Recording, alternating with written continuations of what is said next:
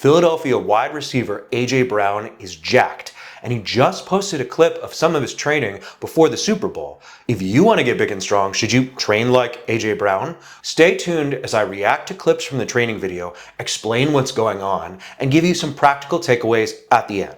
First, AJ begins his workout by performing explosive machine squats. Let's watch that clip right now.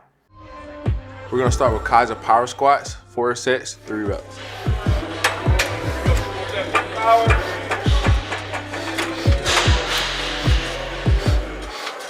Explosive movements should always be performed at the beginning of the workout, before you're tired out, when you're in a low fatigue state. That's because explosive movements are really about training your nervous system. You don't want to feel tired and slow. You want to be able to move quickly and react quickly. And so that requires that you train when you're fresh.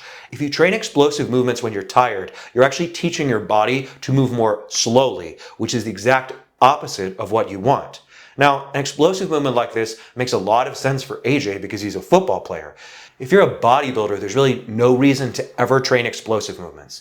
Even if you're a strength athlete, like a power lifter, you don't need to train explosively because you're not trying to explode with the weight. You're actually moving heavy weight slowly. Yes, you're trying to move that weight as fast as you can, but ultimately a 1 rep max moves very slowly. And training explosively will rarely, if ever, carry over directly to 1 rep max strength.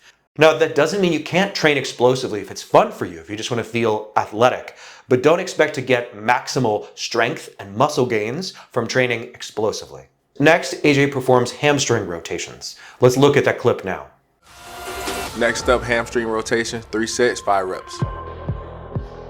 Here is just really simple, just trying to work on the hamstring flexibility, lower body, upper body flexibility. I think that these are cool, these are fine. This isn't really strength training, this is more what I would call mobility. So AJ is performing this movement because it helps him feel better, it helps him move better. It's probably not something that gets progressively more difficult. I don't think he's expanding his range of motion. I think he's just connecting with his body and helping himself to move better on the field and off. And I think that's a great goal, and it makes sense for him because he is an athlete and his goals are primarily athletic. This isn't something I would typically program for a bodybuilder or a strength athlete, but again, if it makes you feel good, there's no reason not to do it. Next, he does this anti-rotation chest press.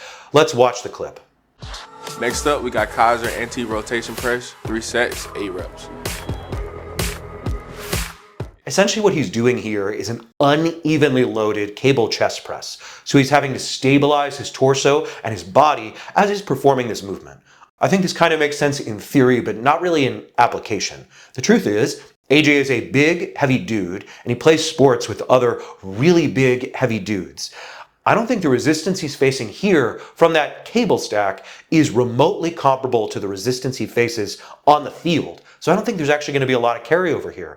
This just isn't hard enough. It's also not a great chest movement because you're actually going to be distracted by keeping your torso rigid, and it's not a great torso rigidity movement because it's just not hard enough. Something that might be better would be like a suitcase carry where you walk holding 1 dumbbell or an unevenly loaded deadlift bar because that'll help to promote greater torso strength. But I think truthfully he probably performs this movement because it's fun and it helps to prepare him for the dumbbell press that's coming next. Next up is dumbbell bench press, 4 sets, 5 reps. You can increase the weight if you want to. I do. I kind of get carried away actually because I like to look good. So, I mean, obviously the dumbbell press is a classic chest movement. There's nothing wrong with it, but he says he does 4 sets of 5. 5 reps on a dumbbell press is kind of strange. For someone like me who benches in the mid to high 300s, using dumbbells for sets of 5 would be really heavy. I'd have to use like the 140, 130 pound dumbbells, and that would be very unwieldy and fatiguing. And if you notice in the clip, he's not using very heavy dumbbells. He's using like 80 pounders. And I'm sure he's a very strong guy. So I don't actually think he's performing this movement in a way that's particularly fatiguing or hard. I think he's mostly just kind of broing out and having fun. And that's totally okay, but that's probably not going to help him build a ton of muscle and strength. But he probably doesn't need to build a ton of muscle and strength because he's already big and strong. Next, he performs the hip thrust. Let's watch that. Next up, hip thrust, 3 sets of 8 reps. It's one of my favorite exercises because it helps out with everything. You know, The hip thrust is a fine movement. It will absolutely help to build your glutes.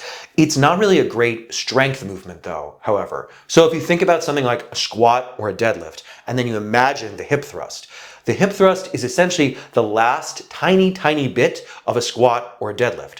When you fail at a deadlift, that's typically right around your knees, and when you fail at a squat, that's typically right at the bottom of the movement as you're starting to ascend up. The hip thrust part is essentially the very end of the movement, where you've gotten through the hardest part. While the hip thrust is a good movement for building muscle, it's not going to have a lot of carryover to other strength movements, because you're not strengthening a position where the body is particularly weak. You're making a strength stronger. And so I suspect for him, the reason why this movement is useful is just because it's an easy, low fatigue way to help build up his glutes. It's not really about strength. It's about putting mass on his ass, essentially. Next, he does single leg extensions. Let's watch quickly. Next up, single leg extensions, 3 sets of 8 reps. One of my favorites that I like to add in to make sure everything is working accordingly. There's not much to say here. This is a great quad exercise. This is a very low fatigue movement, which I think is probably why he does it. He's not trying to tire himself out. He's just trying to build up his legs. And this makes perfect sense for him in this context. Lastly, he finishes off with some kettlebell swings. Let's watch. Next up, kettlebell swings. We got 4 sets of 6 reps. I like to go heavy on these, extremely heavy.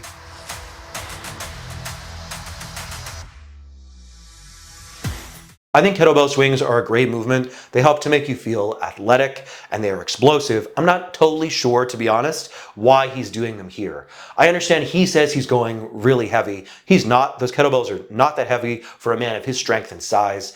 I suspect he just kind of wants to do a movement that lets him feel like he's moving and working. Now, he could do something like a deadlift, which would help him more muscularly, or he could do this at the beginning of his workout to focus more on his explosivity. But because he does it at the end with a relatively easy movement, again, I think it's really just about moving and feeling good. Now that I've gone over the video, let me give you 3 takeaways. 1, he's just not training that hard here. And that's not a problem. This actually makes perfect sense for him because he's an athlete. He's literally preparing for the Super Bowl. He doesn't need to be tiring himself out in the gym. For him, this is mostly about keeping himself healthy and moving well and staying active. He's not trying to build a ton of muscle. He's just trying to feel good and crush on the field. 2, related to that point, the movements he's chosen are relatively low fatigue movements. You'll notice he's not doing anything that loads his spine.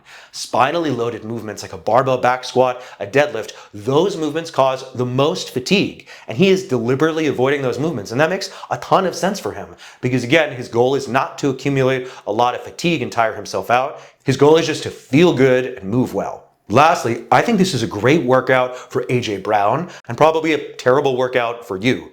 This is clearly designed for him by his trainers. There's some imperfections, whatever, but this is designed for him. It makes sense for him in his context. This isn't the kind of workout you should do if you're trying to maximize strength and muscle. And honestly, even if you're a football player and you're trying to get in shape, it still probably isn't a good workout for you. You should train to meet your goals and to shore up your weaknesses. And those are likely different than the weaknesses that AJ Sims struggles with. Thanks for watching. If you found this video useful, don't forget to like, share, comment, and subscribe. Appreciate you.